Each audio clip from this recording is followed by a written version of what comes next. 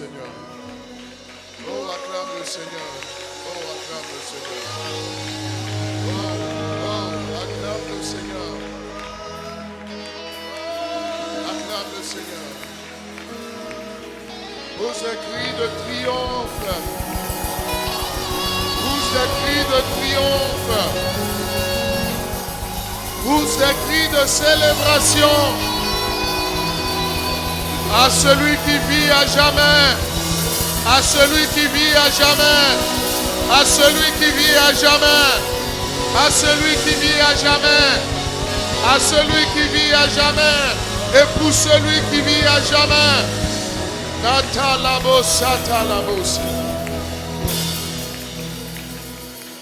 Wow. Reçois les honneurs. Reçois notre reconnaissance. Nous sommes d'arrache-pied et nous sommes encore là, Seigneur notre Dieu, pour une nouvelle année, pour de nouveaux projets, pour de nouveaux objectifs. Merci pour ta grâce qui est avec nous. Merci pour ta présence qui est manifeste. Nous te bénissons davantage parce que nous savons que cette année est une meilleure année. Que la gloire te revienne parce que ce que tu as commencé dans la saison précédente, tu la poursuis. Plus d'onction, plus de ta puissance, plus de ta présence, Seigneur notre Dieu.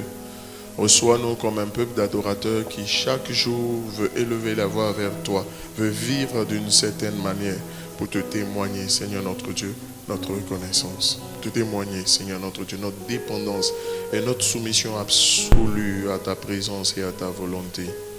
Donne gloire à ton nom. Donne gloire à ton nom. Donne gloire à ton nom. Donne gloire à ton nom.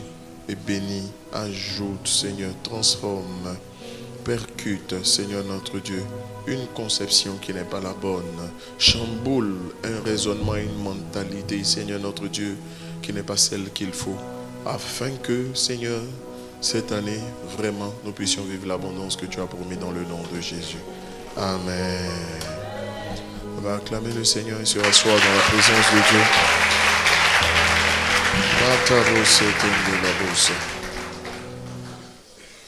Psaume 66, versets 10 à 12.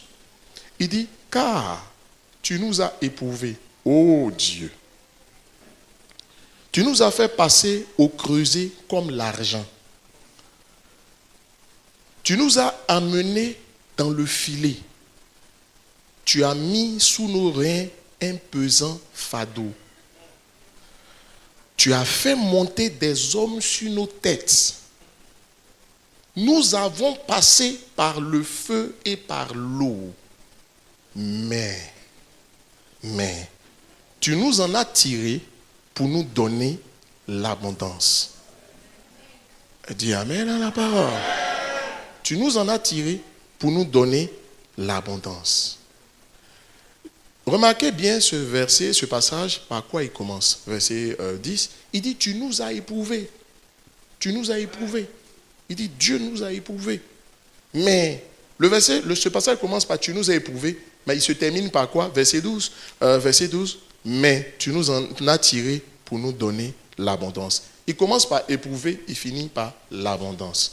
Vous savez bien une chose, et c'est ce que vous devez retenir, c'est ce que nous devons retenir. Les amis, écoutez-moi bien. Dieu, c'est une année, telle qu'annoncée, qui est une année d'abondance. J'aime bien la version en anglais, que la version anglaise, la King James. Allez vérifier. La King James dit, tu nous en as tiré pour... L'expression abondance est traduite dans la King James par wealthy place. A wealthy place. Ça veut dire un lieu d'abondance. C'est-à-dire, c'est un état en fait, ce n'est pas un lieu physique. Ça veut dire que tu nous as sortis de nos épreuves pour nous emmener dans une phase, dans un état, dans une dimension d'abondance. Quelqu'un me dit Amen. Quelqu'un me dit Amen. C'est pourquoi je vous dis que je vous ai déjà dit que cette année est l'année de toutes les possibilités. Dites-moi Amen. Mais ce matin, je suis venu enseigner. C'est l'année de toutes les possibilités. C'est l'année où tu passes du minimum au maximum. Vous vous souvenez, j'avais dit ça avant même qu'on ne commence l'année.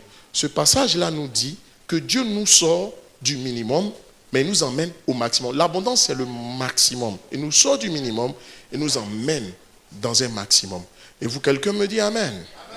C'est une certitude. Et c'est une réalité. Les amis, je vais être straight to the point. La première chose que je tiens à vous dire, c'est que Dieu n'élève jamais quelqu'un sans l'éprouver.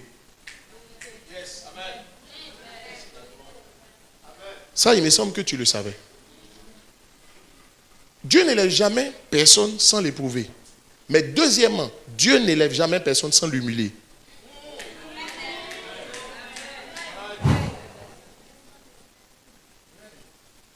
La vie nous enseigne. Et la Bible dit que les perfections invisibles de Dieu se voient à travers quoi?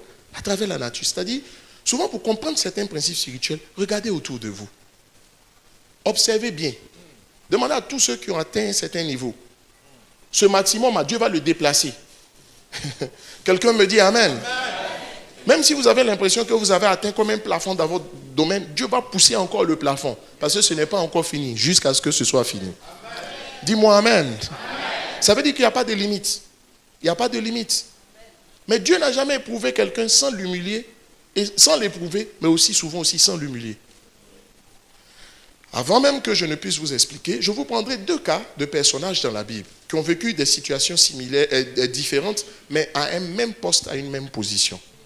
Vous remarquerez, selon les Écritures, vous remarquerez que Dieu a élevé Saül sans l'éprouver.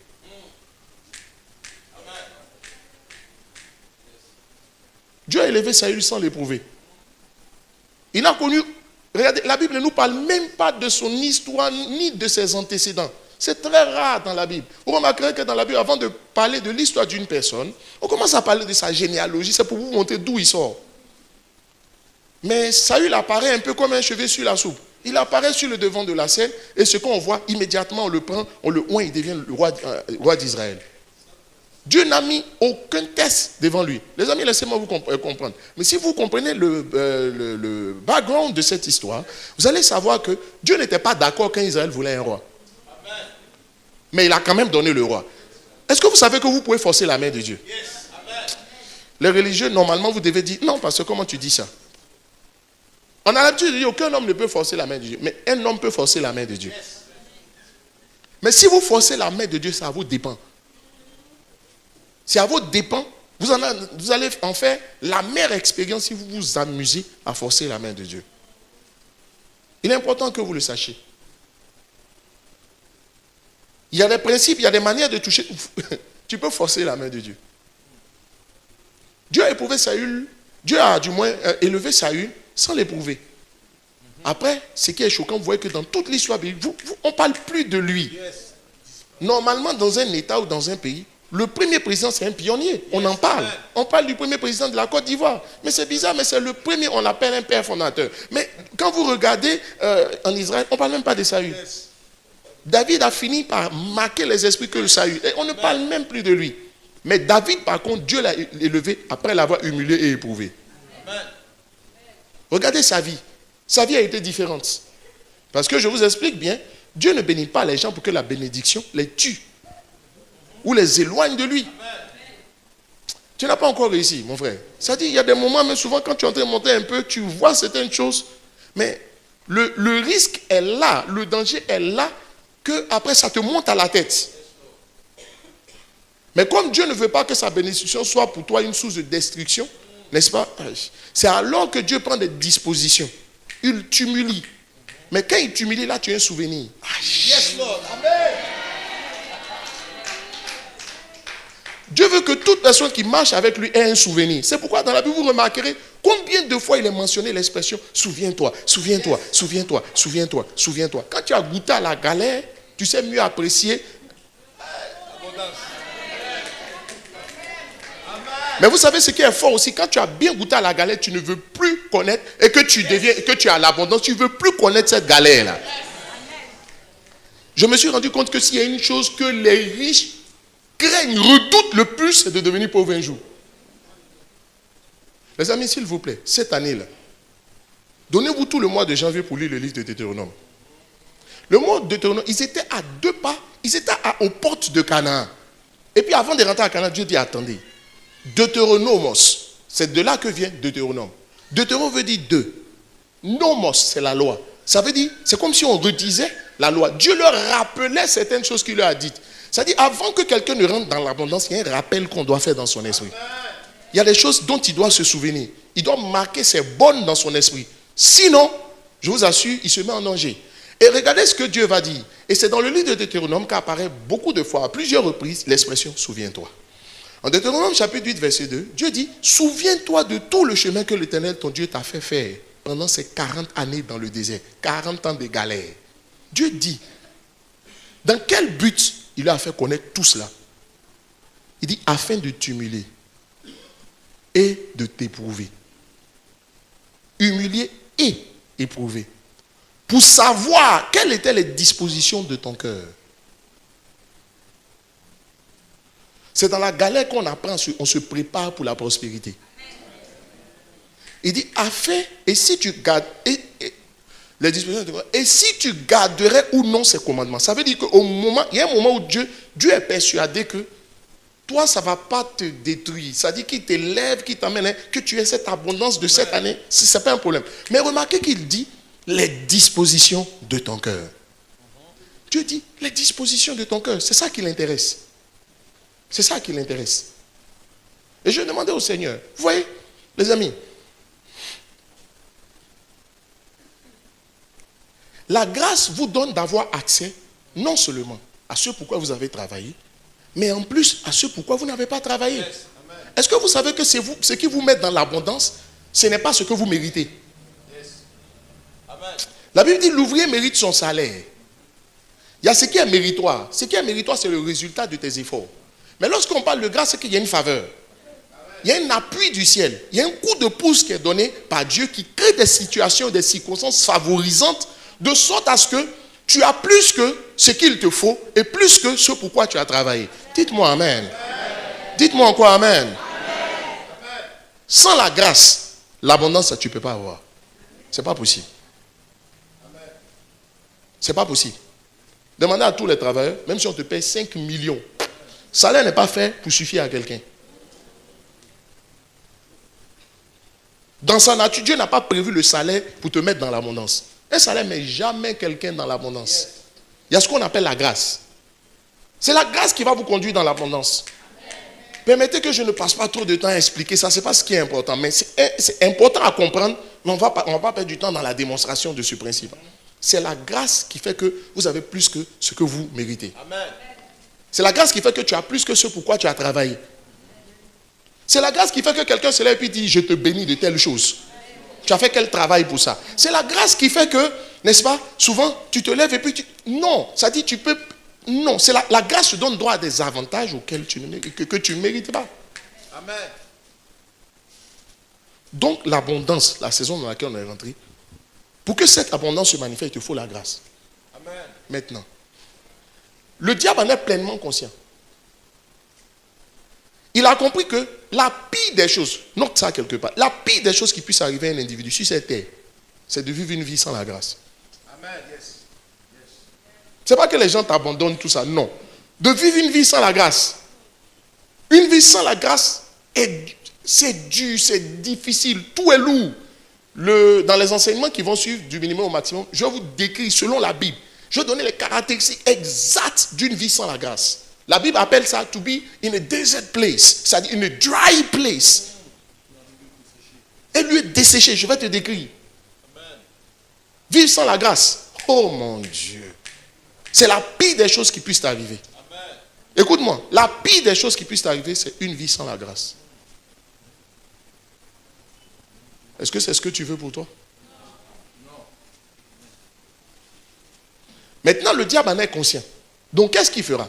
Il va travailler à ce que tu aies une vie sans la grâce. Dès qu'il te prive de la grâce, c'est fini. Il contrôle ta vie et ta destinée. Que tu manges là, ça ne gêne pas le diable. Mais que tu manges et que tu fasses manger d'autres personnes, ça commence à gêner.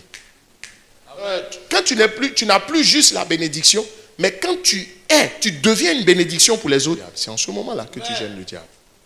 Dites-moi amen. Écoutez-moi, dites-moi amen. Mais tu ne peux pas faire manger quelqu'un si tu n'es pas dans l'abondance. Tu as de bonnes dispositions dans ton cœur, mais ça reste comme ça. Il y a beaucoup de choses que tu veux faire que tu n'arrives pas à faire. Parce que ce que tu as, c'est juste pour toi. Life is so difficult. Quelqu'un me dit amen. Donc le diable va travailler afin de te priver de la grâce. En Hébreux chapitre 12 du moins, au verset 15, Hébreux chapitre 12, verset 15, la Bible va dire, veillez à ce que nul ne se prive de la grâce de Dieu. Veillez à ce que nul ne se prive. Veillez. Ça dit, soyez vigilants. Le grand challenge de notre vie, et pour cette année, moi je te parle toujours selon ce que Dieu m'a dit.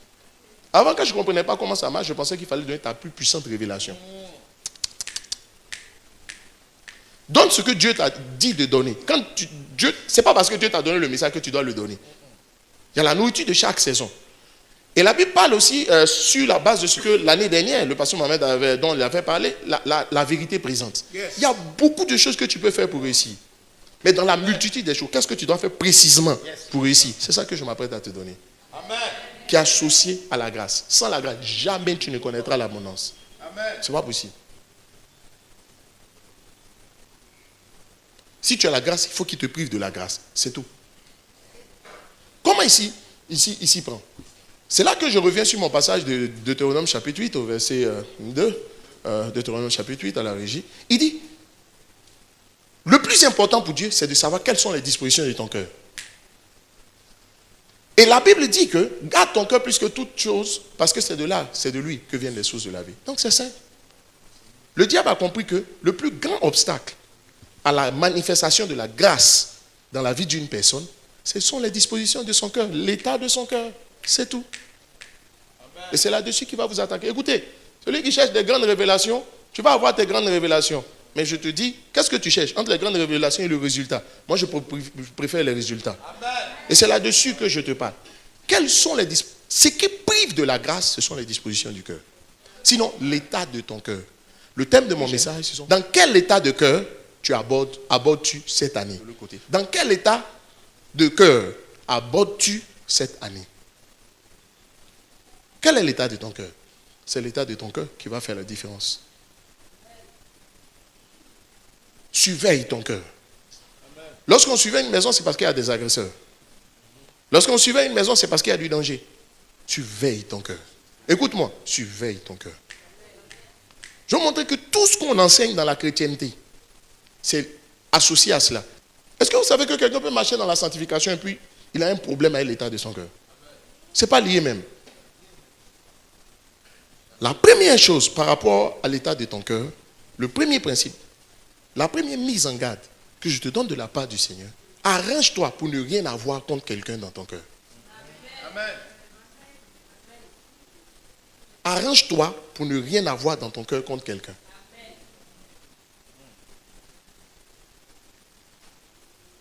Arrange-toi pour ne rien avoir dans ton cœur contre quelqu'un.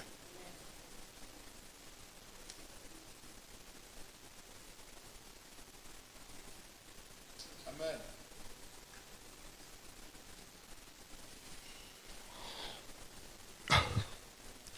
Pendant longtemps, je me suis posé la question de savoir comment est-ce que, par exemple, quelqu'un qui a l'amertume, la frustration ou l'aigreur, en quoi ça peut le priver de la grâce? Je ne comprenais pas. Il y a ce que le verset dit, et puis il y a ce que vous comprenez du verset. Je vous ai toujours dit, quand vous avez une compréhension de quelque chose, il y a la foi de la chose qui vient.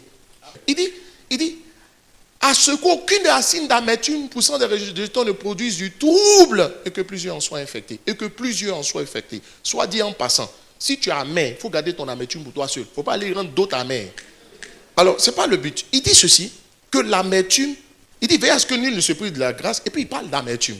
Mais l'amertume touche ce qu'on appelle l'état de ton cœur. C'est des sentiments que tu développes en toi. Je cite toi particulièrement ce matin. L'amertume, l'aigreur, la frustration. Il dit ces choses-là. L'état de ton cœur est déterminant dans la conservation, dans la privation de la grâce. Le tout n'est pas d'avoir la grâce, il faut la conserver. Et c'est quand vous parvenez à conserver la grâce que justement vous pouvez accéder à l'abondance. Parce que non seulement la grâce va... Je l'ai déjà dit. Avez-vous déjà essayé de travailler sans la grâce? Avez-vous déjà essayé de faire quelque chose sans la grâce? Mais je vous explique dans ce passage. Je vais vous expliquer simplement pourquoi l'état de ton cœur, par exemple, peut te priver de la grâce. Premier verset, Matthieu chapitre 5. Matthieu chapitre 5, versets 23 à 24. Il dit donc, si tu présentes ton offrande à l'autel, notez bien la notion d'autel. Si tu présentes ton offrande à l'autel, et que là, tu te souviennes que ton frère a quelque chose contre toi, on dit dépose, laisse là ton offrande, et va d'abord te réconcilier avec ton frère, puis viens présenter ton offrande. Ça veut dire quoi? Ce verset veut simplement dire que quand on sème, Dieu bénit. La Bible dit, ce qu'un homme sème, il le moissonnera. Ça veut dire quoi? Il ne faut pas espérer moissonner ce que tu n'as pas sémé. Moi, je ne parle pas en mal, je parle des bonnes choses. Il ne faut pas espérer moissonner quand tu n'as pas sémé. C'est ce que ça veut dire. Je répète. Ce verset-là veut dire, il ne faut pas espérer moissonner quand tu n'as pas sémé. Parce qu'une moisson précède, elle suit toujours, n'est-ce pas, une semence. Mais même si la semence est une puissante clé d'ouverture des portes, il dit laisse là ton offrande. Pourtant, l'offrande est importante pour l'autel. L'église fonctionne comment? Comment une église vit? Sur la base de ce que les gens, de ce que apportent les fidèles. Mais Dieu est tellement intelligent. Quand Dieu a fait son église, il sait que toute structure se finance. Comment est-ce qu'il a défini le financement de l'église? Dîme, offrande, semence, prémisse. C'est comme ça qu'il a vu, pour voulu que. C'est pour ça que je dis, les amis, moi je suis prudent. Hein? Quelqu'un dit, moi j'ai jamais vu Dieu qui a dit, allez faire champ pour financer l'église. Ça ne veut pas dire si tu fais champ pour financer l'église, ça ne va pas marcher. Je suis pour le fait qu'à un moment donné, on fasse des affaires. Mais, si Dieu ne t'a pas donné le réma personnel,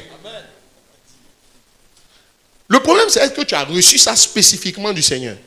Si moi je n'ai pas reçu, je ne ferai pas. Mais je crois en un Dieu qui finance son œuvre. Quand on parle de provision, provision. Pro, ça veut dire pour. Pour veut dire en faveur de. La provision donc, c'est tout ce que Dieu donne pour et en faveur de la vision. Je parlais à des amis parce que je dis, mais qui vous a dit que c'est tous vos messages que vous donnez là qui fait que les gens donnent? Dès que Dieu voit une vision, il donne tout ce qu'il faut pour la vision. Donc, la seule raison pour laquelle Dieu donne l'argent à quelqu'un, c'est quand il voit une vision. Puisque la provision, c'est ce qu'il faut pour la vision. S'il n'y a pas la vision, on amène la provision pourquoi? C'est pour que tu t'enrichisses. Non, il ne m'a pas compris. Qui m'a compris? C'est pourquoi tu pries pour sortir de la galère. La clé, c'est la vision que Dieu va voir, que tu as. Si tu n'as pas de vision, on ne peut pas te donner ce qu'il faut pour la vision.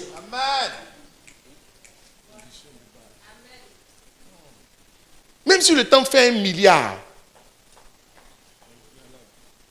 et que la vision vient de Dieu, les 1 milliard vont sortir. Amen. Je peux poursuivre. Ça veut dire que tu peux s'aimer et puis il n'y a rien qui se passe.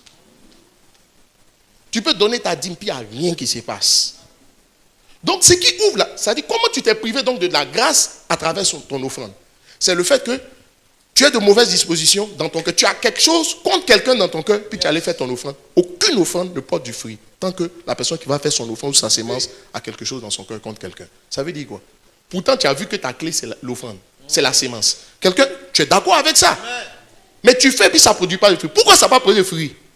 Parce que tu avais quelque chose dans ton cœur contre quelqu'un.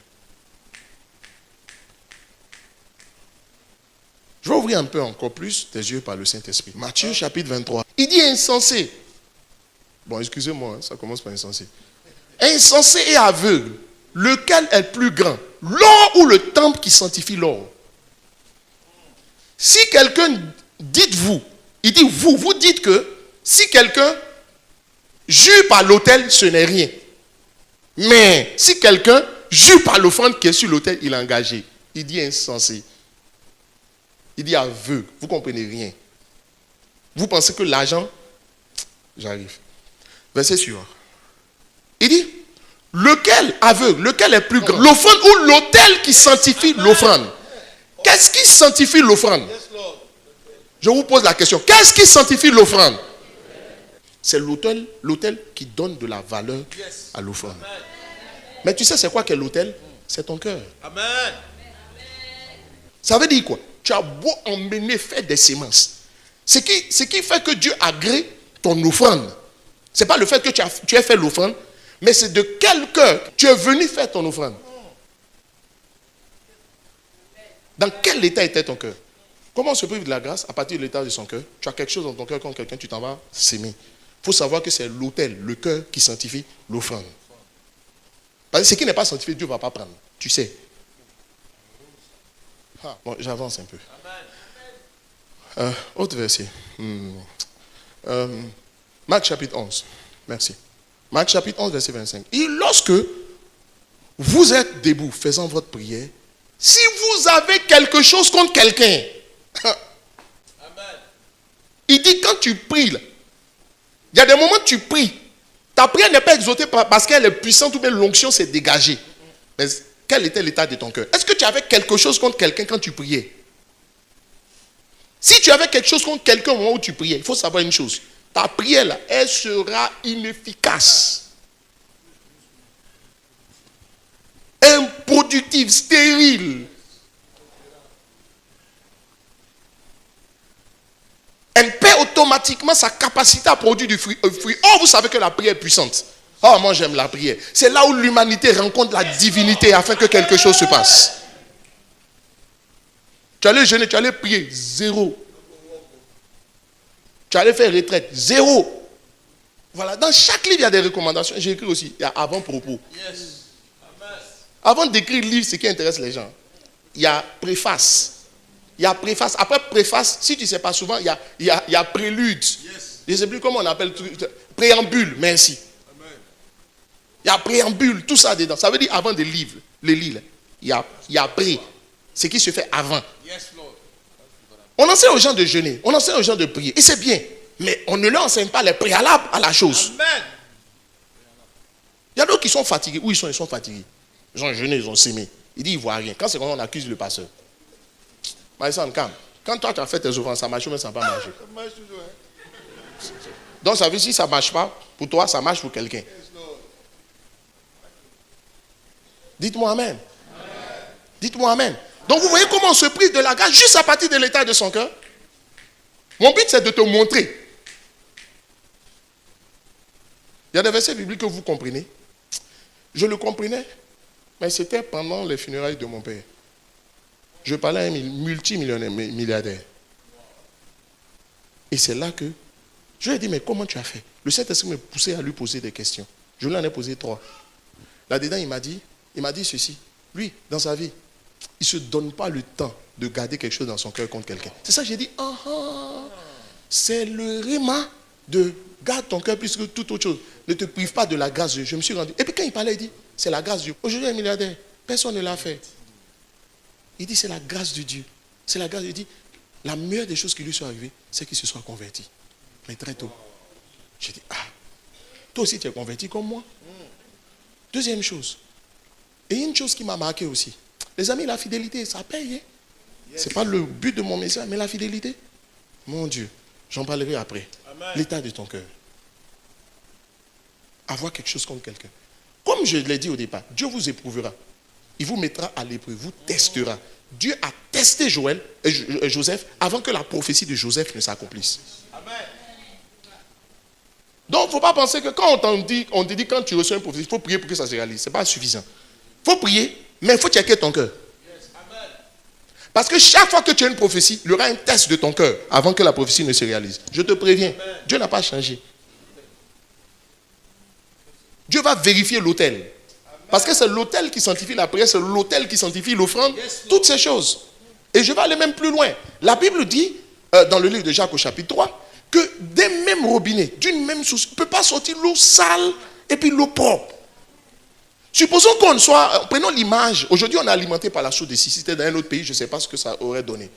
Mais la source de scie aussi, dans les citernes ou bien dans les cuves de la source de scie, l'eau sort d'où? Des cours d'eau et tout ce que tu sais. Parce que l'homme n'a pas produit l'eau. L'homme a utilisé l'eau que Dieu a mis dans la terre pour... Quelqu'un me dit amen. Souvent tu remarques que quand on a coupé de l'eau, c'est qu'il doit avoir un problème. Mais l'eau qui sort après une coupure d'eau, ce n'est pas propre. Personne ne boit ça. Maintenant, l'eau que tu reçois qui sort de ton robinet, ça sort de quelque part. Tu sais c'est quoi la cuve, la citerne de la source de scie? C'est ton cœur. La Bible dit c'est de l'abondance du cœur que la bouche parle. Ça veut dire toutes les paroles qui sortent de ta bouche sortent d'où? De ton cœur. Donc qu'est-ce qui peut souiller tes paroles? C'est la source d'où l'eau sort là. D'où les paroles sortent. C'est ça qui peut souiller les paroles. Or, ça vient de ton cœur. Et je te dis, il y a beaucoup de personnes qui parlent au Seigneur, mais leurs paroles sont sales. Mais quel est le problème? Le cœur est pollué. Si la cuve est sale, l'eau qui va sortir de la cuve ne sera pas apte à la consommation.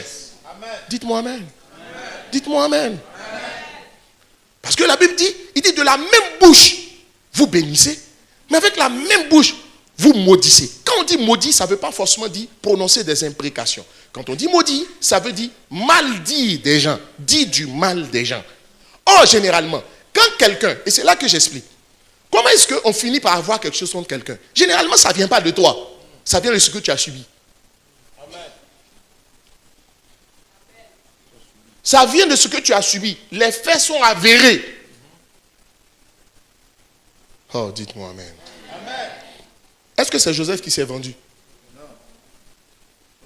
C'est ses frères qui l'ont vendu.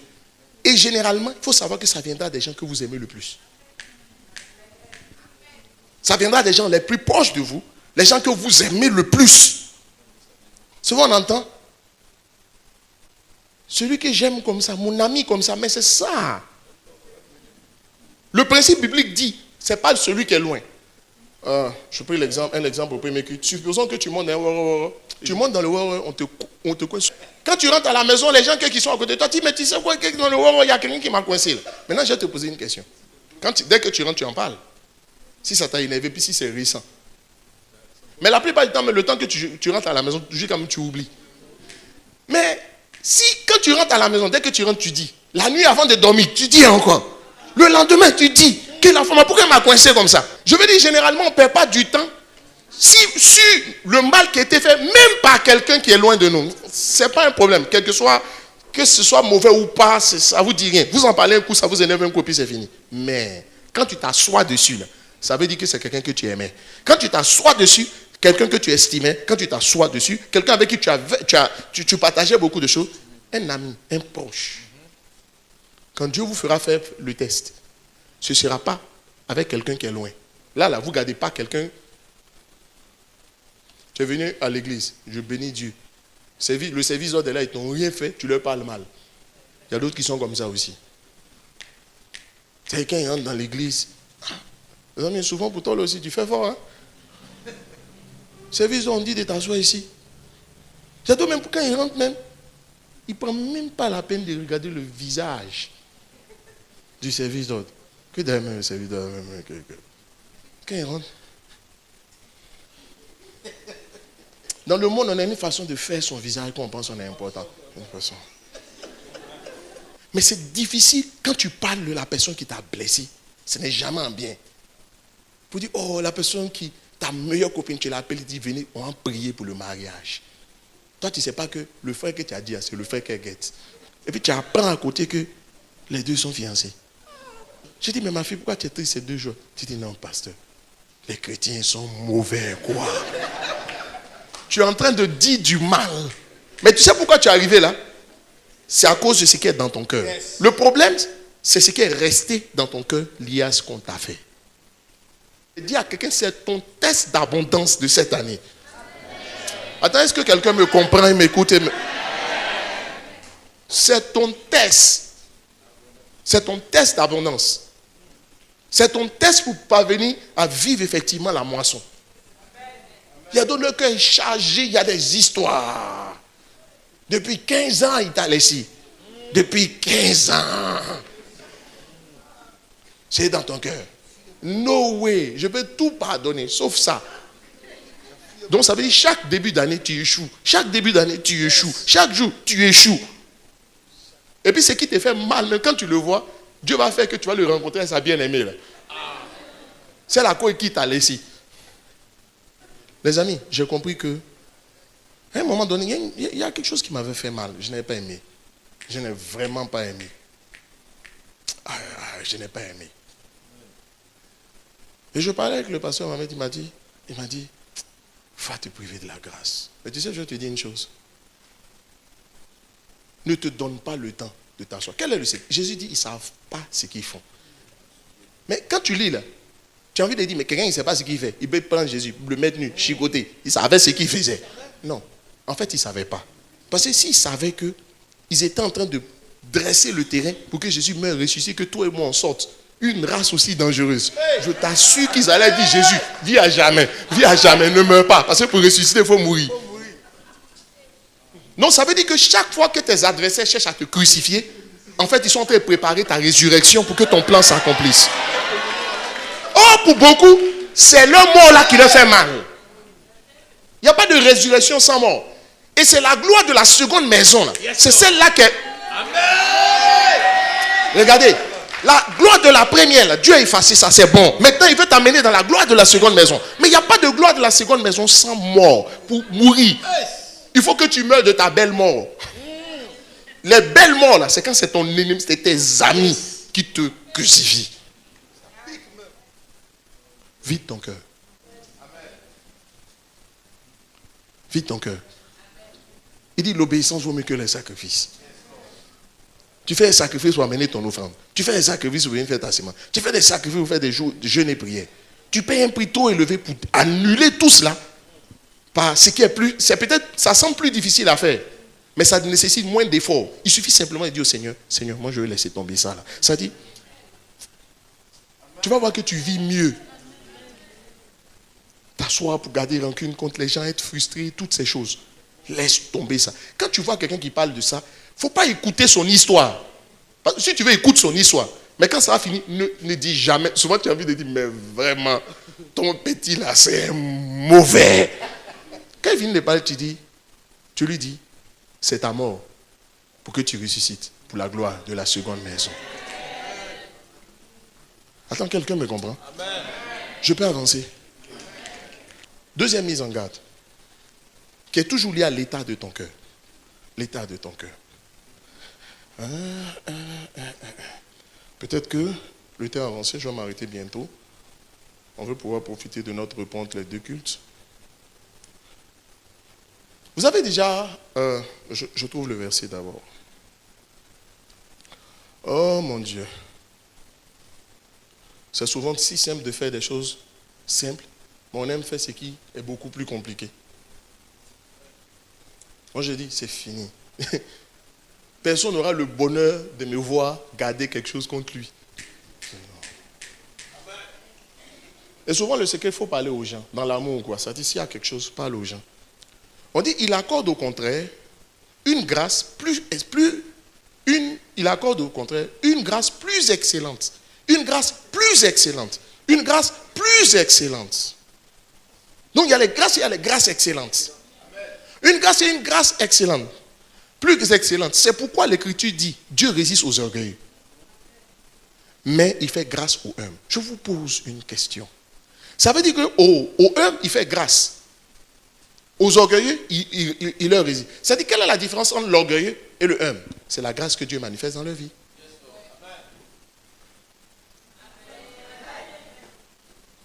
Dès l'instant où Dieu vous prive de la grâce, c'est fini. C'est fini. L'apôtre Paul dit, je suis ce que je suis par la grâce de Dieu. Et il dit, je n'ai pas considéré en vain cette grâce. J'aime ça. Il dit, et sa grâce envers moi n'a pas été vaine. Amen. Il dit, je n'aurais pas pu faire ce que j'ai fait sans la grâce. Or, l'orgueil fait en sorte que Dieu retire la grâce. C'est la même personne, mais sans la grâce. Ce n'est pas le même résultat. Ce n'est pas la même vie. Ce n'est pas la même réussite. Et il dit, quant à l'orgueilleux ou bien le humble, la différence c'est que Dieu donne pas seulement une grâce excellente. Yes. Amen. Ça veut dire la qualité de la grâce de Dieu. Dieu donne à celui qui manifeste l'humilité. Quand je parlais à ce milliardaire, j'ai compris qu'une de ses clés aussi, c'était l'humilité. Moi, j'ai fait un constat. Tous les milliardaires que j'ai rencontrés, tu ne sentiras jamais par leur habit. Jamais.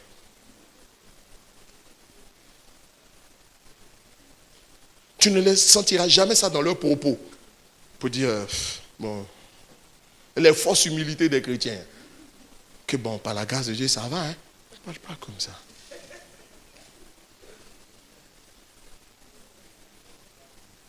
Quelqu'un me suit? Il y a des choses que Dieu ne vous donnera jamais quand vous faites du bruit. Ça s'appelle l'humilité.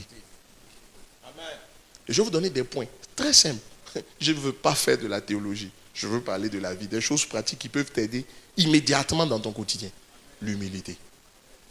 Est-ce que vous savez que l'humilité, c'est une disposition de cœur? Deutéronome chapitre 8, verset 2. Merci la régie, c'est super, ça fait bien de bosser avec vous. Il dit, souviens-toi de tout le chemin que l'Éternel ton Dieu t'a fait pendant ces 40 ans. Non, donc donnez-moi l'autre verset. Afin de t'humilier et de t'éprouver pour savoir quelles étaient les dispositions de ton cœur. Donc, l'humiliation, le but de l'humiliation, c'est de produire l'humilité. Donc, l'humilité, c'est une disposition de cœur, vous le savez bien. Donc, je suis en train de parler de garder ton cœur, veiller sur ton cœur. Quelles sont tes dispositions de cœur en cette nouvelle année? Donc, l'humilité fait partie des dispositions de cœur que Dieu attend de toi. Amen. Vous avez lu que Dieu résiste aux orgueilleux. Je vous ai dit, la différence, c'est la grâce. Pourquoi Dieu résiste aux orgueilleux? Je vais vous expliquer. Avant de vous donner des points. La première raison pour laquelle Dieu résiste à l'orgueilleux, c'est que l'orgueilleux fait comme si ce qu'il est devenu, là, c'est sa propre force. Il y a 3 formes d'orgueil.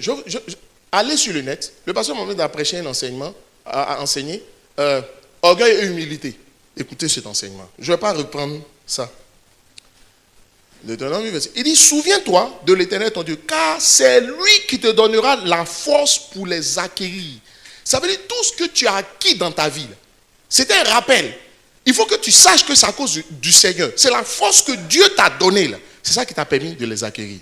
L'intelligence que Dieu t'a donnée, la sagesse que Dieu t'a donnée, l'opportunité que Dieu t'a donnée, les contacts que Dieu t'a donnés. Tu as fait un contact comme ça. C'est la main de Dieu, c'est la grâce à l'œuvre. Tout ce pourquoi tu n'as pas travaillé que tu reçois, là, ça s'appelle la grâce. C'est un coup de pouce du ciel, c'est un appui de Dieu pour que quelque chose de grand se produise dans ta vie. Parce que Dieu sait que par toi, tu ne peux pas. Je dis, camarade, souviens-toi. Il faut que tu te souviennes. Dieu résiste aux orgueils parce que l'orgueil veut dire que tout le mérite lui revient. Alors que tout le mérite revient à Dieu. Tu dis, je suis intelligent.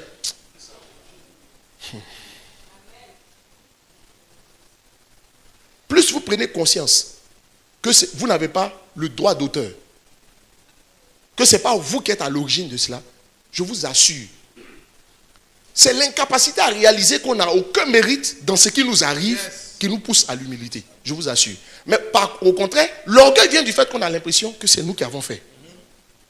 Et ça, là, Dieu n'aime pas, quand même.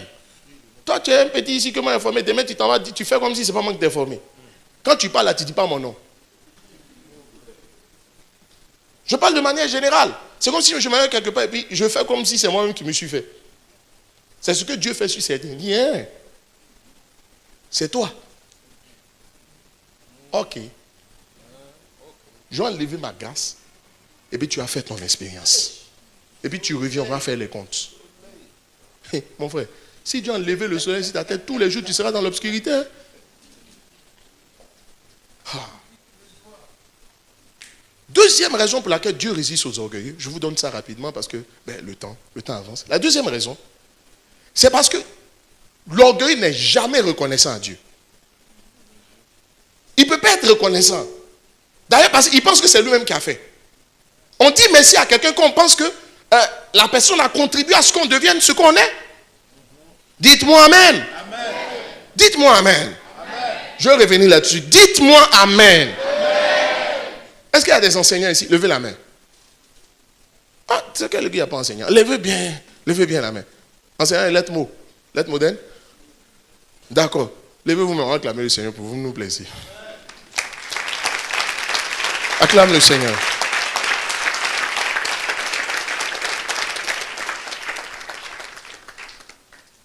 Moi, mon père était enseignant. Mais j'ai fait un constat. Il n'a jamais souhaité que nous, on soit enseignants. Ils ont l'habitude de dire que c'est un métier ingrat. Parce que les petits que tu as formés, là, dans 3 ans, il va venir passer devant toi et ta voiture. Ça dépend du niveau. Moi, merci Dieu, vous pouvez vous asseoir. Ça s'appelle un métier ingrat. C'est ce qu'ils disent. Moi, j'ai souvent entendu mon père le dire. Bon, en fait, il était tellement fan de l'enseignement que ça ne lui faisait rien. Parce que sa passion était plus forte que les coups qu'il pouvait prendre. Enfin, les frustrations qu'il pouvait prendre. Vous préparez votre comportement du temps de la prospérité quand vous êtes dans la galère. Amen. D'autres prennent ça pour murmurer. Mais il y a d'autres qui comprennent. Dieu veut notre reconnaissance. L'orgueil n'est pas prêt à dire merci. Mais parce qu'on dit merci à quelqu'un quand tu penses qu'il a fait quelque chose pour toi. Mais quand quelqu'un ne pense pas que tu as fait quelque chose pour toi, pourquoi il va te dire merci? C'est inutile. Donc, premièrement, non seulement tu n'es pas reconnaissant, mais en plus, tu fais comme si tu avais un mérite dedans. Tu vas voir. C'est pourquoi la Bible dit Dieu, il retire sa grâce. Amen. La grâce excellente, il retire, puis il donne à celui qui est une grâce excellente. Mais comme elle est excellente, ce qui est excellent te met au devant de tout le monde. Amen. Finalement, quand on fait le pain, on voit que tu dépasses tout le monde. Les gens ne comprennent pas. Amen. L'humilité. Je vous donne quelques points. Et c'est là que je m'arrête. De toute façon, ça fait longtemps que je parle. Régis, premièrement, vous n'avez pas la grosse tête. Est-ce que vous savez que devant Dieu, le riche et le pauvre, Dieu ne se tombe même pas pour que le riche l'influence. Vous savez pourquoi? Pour m'expliquer ça, le Saint-Esprit m'a pris une image.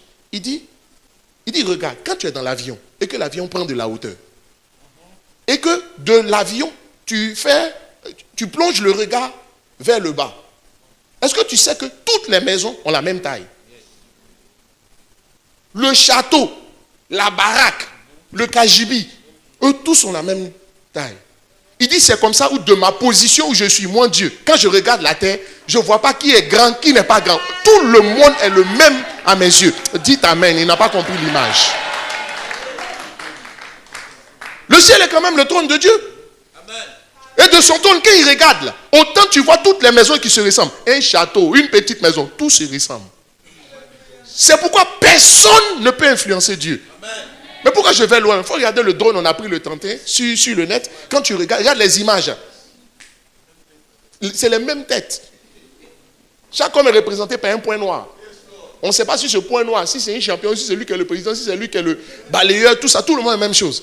C'est pourquoi Dieu n'est pas influencé par les titres des gens. Dieu n'est pas influencé par les positions des gens. Parce que, oh my goodness. Oh my goodness. Et voici encore le Seigneur me disait, il dit, tu sais, il y a beaucoup qui disent, Seigneur, quand tu vas me bénir, la façon dont je vais donner. Il dit, quand tu fais cette prière, tu sais ce que lui te répond. Il dit, tu sais ce que je réponds aux gens?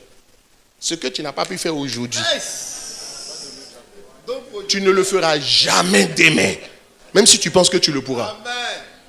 Il dit, c'est pourquoi, dis-le, ils n'ont qu'à commencer à faire aujourd'hui. Pour que je vois que je peux te faire confiance pour demain. Donc Dieu te bénit un peu, puis il voit comment tu te comportes.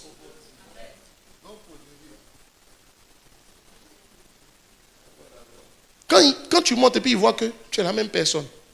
Tu n'as pas la grosse tête. Il dit, ajoutez un peu encore. Il ajoute un peu de grâce. Chaque nouvelle portion de grâce que Dieu met sur ta vie. Oh. Deuxièmement, ne vous exposez pas, n'exposez pas ce que vous avez ou bien ce que vous pouvez. Surtout ne parlez pas de vous. Vous savez, nous on est un prédicateur. Souvent pour donner du poids à ce qu'on dit, on est obligé de prendre des exemples sur nous. C'est pourquoi on parle de nous. Il faut bien comprendre aussi ce qu'on fait. Dans mon livre que j'ai dit, exprès, je ne mettrai pas de témoignages sur moi. C'est volontaire.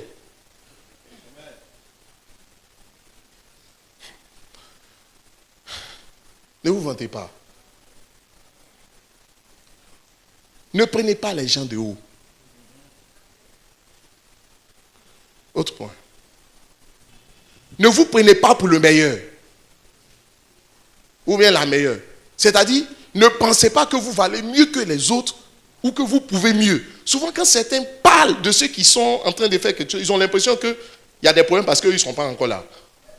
Quand ils seront là, l'humanité sera sauvée par eux. Et que le seul salut de l'Église passe par eux. C'est les enfants qui vont t'appointer. Quand quelqu'un parle comme ça, laisse-le lui-même. C'est lui qui va tout gâter.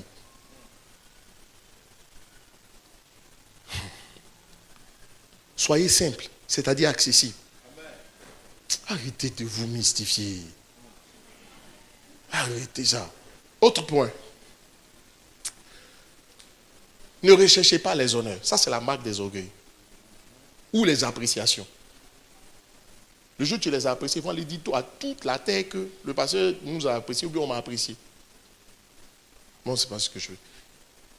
Ce qui est important, remettez-vous en cause. Amen.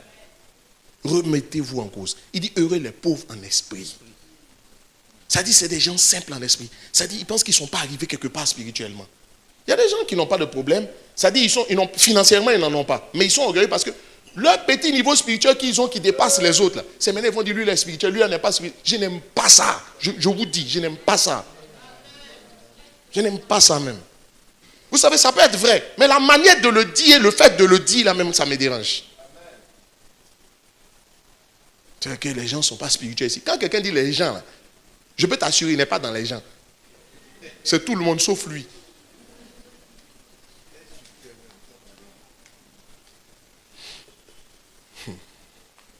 Remettez-vous en cause.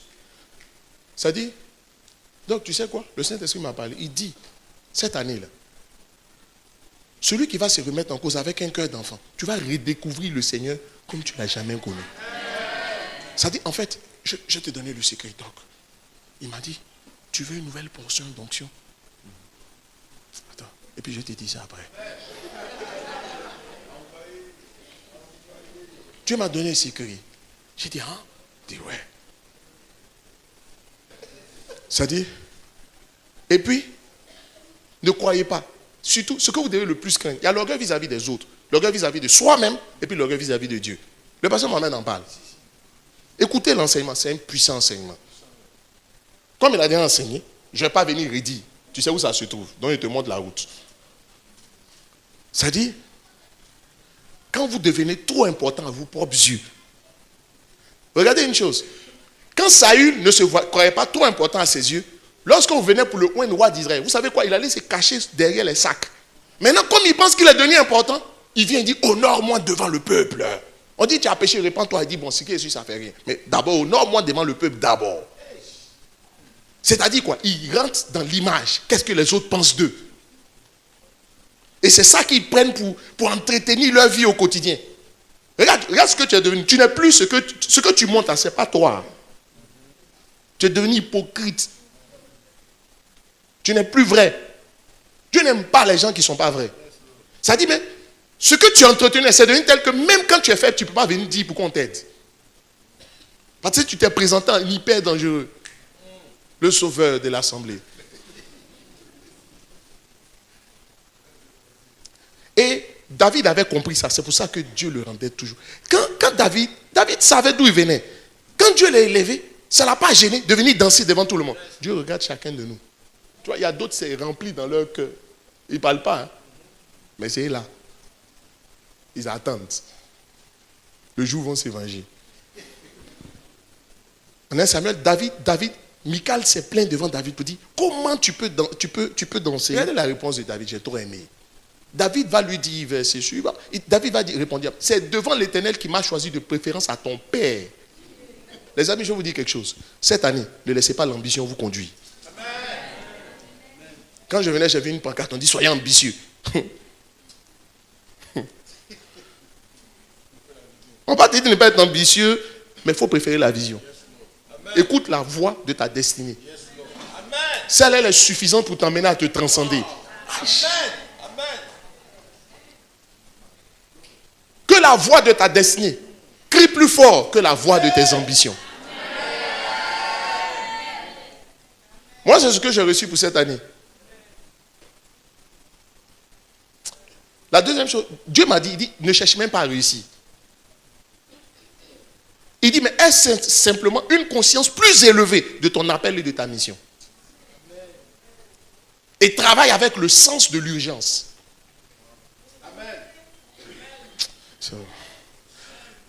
Et il dit, pour m'établir chef sur le peuple d'Israël, c'est devant l'Éternel que j'ai dansé. Il dit, tu penses que c'est devant ces hommes-là? C'est devant Dieu que moi j'ai dansé. Verset suivant.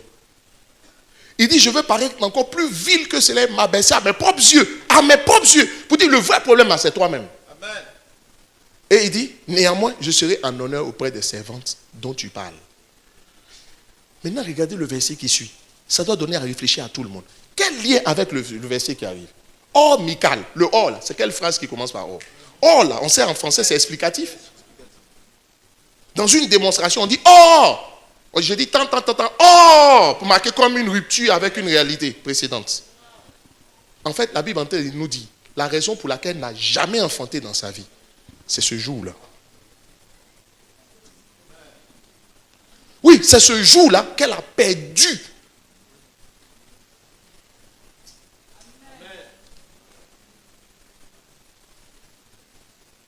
C'est pas difficile de se fermer les portes.